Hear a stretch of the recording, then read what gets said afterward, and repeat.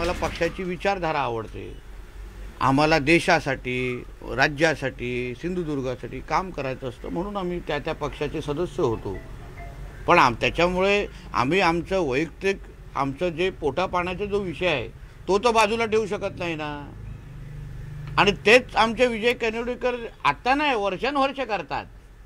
त्यांचं बाजारपेठामध्ये त्यांचं स्वतःचं दुकान आहे, त्यांचा व्यवसाय आहे, आणि व्यवसायाच्या दृष्टिकोनातून त्यांच्या घरामध्ये अशा पद्धतीचा उलाढाल असेल तर मला कळलंच नाही काय चुकीचं आहे।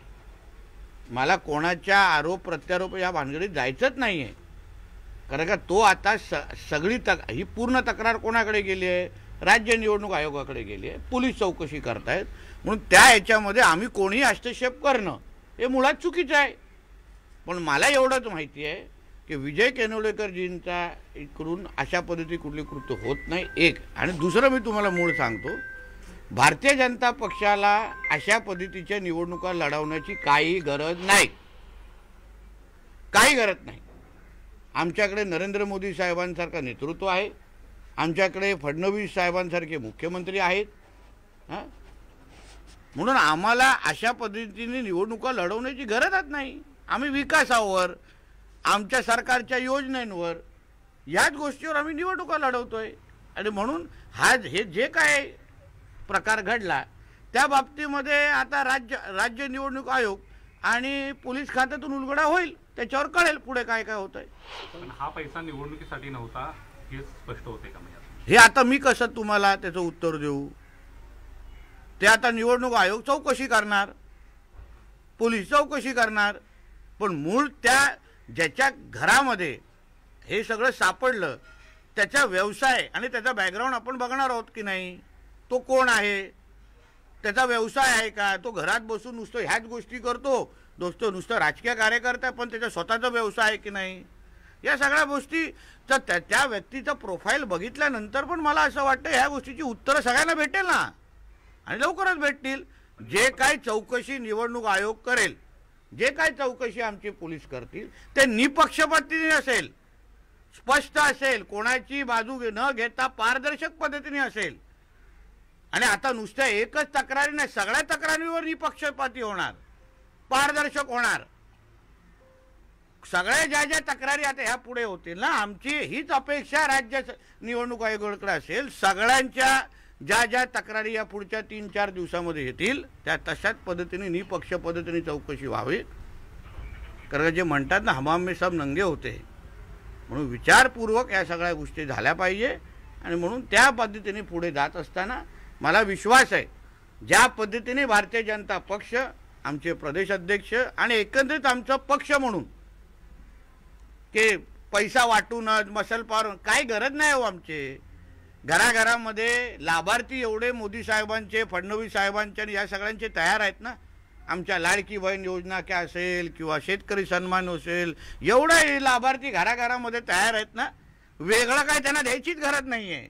सरकारच्या योजना माध्यमातूनच त्यांना भरपूर त्यांच्या पात्रतेच्या अनुसार त्यांना मदत किंवा लाभ सरकारकडून देत आहे। या प्रकरणाचं राजकारण होते, त्यांना काय उत्तर देणार? आणि कोकणची ही संस्कृती मुळात तुम्हाला सांगतो, ही निवडणूक आम्ही विकासाच्या अजेंडावर घेऊन जातोय, लढवतोय, मतदारांच्या समोर जातोय। आणि म्हणून कोणी कितीही प्रयत्न केले ते सिंधुदुर्ग जिल्ह्याच्या निवडणुका या विकासाच्याच अजेंडावर लढवल्या जाणार। प्रत्येकाला आपल्या आपल्या पद्धतीने आरोप करण्याचे अधिकार आहे, पण भारतीय जनता पक्ष म्हणून आमच्या प्रदेशाध्यक्षांची भाषणं बघा, माझी स्वतःची पालकमंत्री म्हणून भाषणं बघा, आमच्या जिल्हाध्यक्ष असो, प्रत्येक आमचा उमेदवार हा फक्त विकासाच्याच मुद्द्यावर आम्ही बोलणार। आणि 30 तारीख संध्याकाळी 5 वाजेपर्यंत जोपर्यंत प्रचार संपत नाही, आमच्या तोंडातून मुखातून फक्त विकासाचाच अजेंडा, सिंधुदुर्गचा मतदार म्हणजे ह्या 4ही शहरामध्ये राहणारा मतदार हाच आमचा केंद्रबिंदू आहे। ह्याच्या सगळ्याची उत्तर आता मुळामध्ये याची सगळी उत्तर निवडणूक आयोग देईलच तुम्हाला, जेव्हा ही केस चालेल त्याची चौकशी होईल तेव्हा देईल। पण त्यामुळे आम्ही आमची निवडणूक भरकटायला देणार का? कितीही कोणी प्रयत्न केले तरी आम्ही निवडणूक भरकटायला देणार नाही। ही निवडणूक फक्त विकासावरच लढवणार। प्रदेश अध्यक्ष इथं सिंधुदुर्ग जिल्ह्यामध्ये दाखल झाले आणि त्यानंतर हे पैसे वाटप, तो राजकीय आरोप आहे बाबा। 7 ते 8 ठिकाणी असे पैसे अजून, अरे बाबा तो राजकीय आरोप आहे। शिवसेनेचे नेते उदय सामंत पण येऊन गेले, मग आम्ही विचारू का कशाला आलेले ते? नुसतेच आलेले काय सांता क्लॉज बनून आलेले? विचारू का? कारण का आम्हाला त्या नेते येतात, नेते आहेत ते प्रदेशाध्यक्ष, आमच्या पक्षाचे प्रदेशाध्यक्ष आहेत. चव्हाण साहेबांनी पुन्हा कोकणामध्ये ज्या पद्धतीने भारतीय जनता पक्ष रुजवला, लोकसभा विधानसभा ज्या पद्धतीने तेव्हा महायुती म्हणूनच काम केलं ना, तेव्हा हेच चव्हाण साहेब होते. आणि आताही ते राज्याचे प्रदेशाध्यक्ष आहेत.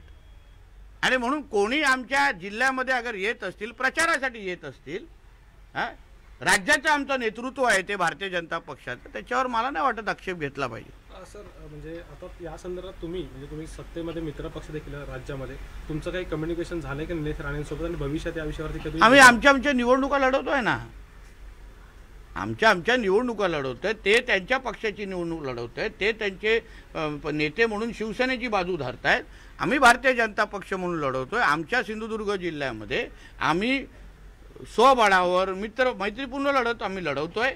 आणि प्रत्येक पक्ष आपली आपली बाजू लढतोय, म्हणून त्या पद्धतीने कोण काय करतंय हे बघण्यासाठी, कम्युनिकेशन करण्यासाठी ह्या निवडणुका नाही.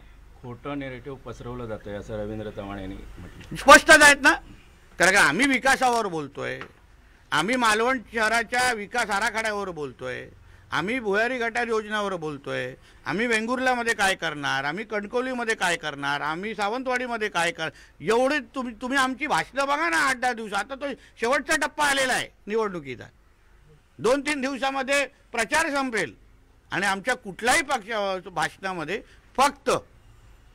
फक्त विकासच तुम्हाला दिसणार, बाकी काहीच दिसणार नाही. सर, राणेसाहेबांनी भाजपच्या उमेदवारांना पाठिंबा दिल्यानंतर या घटना वाढू लागल्या असं वाटतं? अरे असं काय नाही बाबा, भारतीय जनता पक्षाचे राणेसाहेब नेते आहेत, कणकोली मुळामध्ये पाठिंबा कणकोली ते आमचे जे कॅन्डिडेट तिथे गेलेले भारतीय जनता पक्षाचे, तेव्हा राणेसाहेबांनी त्यांच्या डोक्यावर हात ठेवला की तुम्हाला माझा आशीर्वाद आहे, मला अजून दुसऱ्याचा कोणालाही आशीर्वाद नाही, असं स्पष्ट राणेसाहेबांनी भूमिका कणकोली शहरामध्ये घेतलेली आहे. सगळ्या मुद्द्यांवरून भाजप आणि शिवसेना या दोन मित्रपक्षांमध्ये संघर्ष वाटतो.